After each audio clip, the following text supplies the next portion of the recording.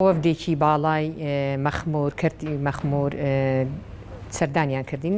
باسمان لەو توێژمان کرد لەسەر ئەو ڕۆژی کە ئەمڕۆ لە مەخموور بەڕێوە ئەچێ جێگی نیگەرانیە بەڕاستی ئەوەی کە ئەمڕۆ بیستمان زیاتر وەکە خۆشمان مەدانیان سەردانی مەخموورمان کردووە و ڕۆژی ئەو شوێنەمان لەبەرچاو بوو کە چۆن بەداخەوە کە بینیمان لە کوردستانە کە ئەوان تووشی بەو شێوە کە زەختێکی زۆر گەورەی ئابووری و سیاسی و کۆمەڵاتیان لەسرە بەداخەوە کە بینیمان هەوڵێکی زۆرمان ناوە بۆ ئەو ڕەوشەکە هێمنی کەینەوانێ لەگەڵ لایەنی سیاسی کوردستانە باسمان کردووە و سەردانی لایەنەکانمان کردووە سەردانی پەرلەمانی کوردستانمان کردووە سەردانی مافی مرۆڤی عێراقمان کردووە بنێتەوە یەکگرتووەکان بە هەمان شێوە نوێنەری UN و توێژمان لەگەڵ ئەوان کردووە کە بەڕاستی وەکو ئەمان پێویستیان بە ژیانە وەکو هەموو مرۆڤێکە لەسەر لێرە ئەژین چکە ئەوان خاوەنی ئیقامی خۆیانن وەکەوەی کە وەختی خۆی عێراق ئەوان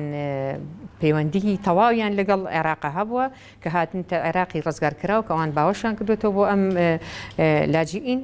وەکو ئەوان کە هاتون یەکەم جار کە هاتنتە عێراقەوانێ بەڵام لە دوای ئەوە کە لە دوای ڕزگارکردنی کوردستان لە ساڵەکانی 96 و 97 ئەوان هاتنە مەخموور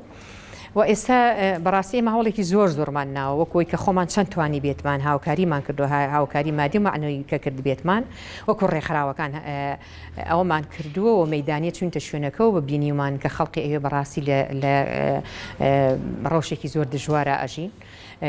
ئێمە هەوڵمان ناوە لەگەڵ لایەنی پەیوەندیدار لەگەڵ لایەنی سیاسی زۆنی زەرد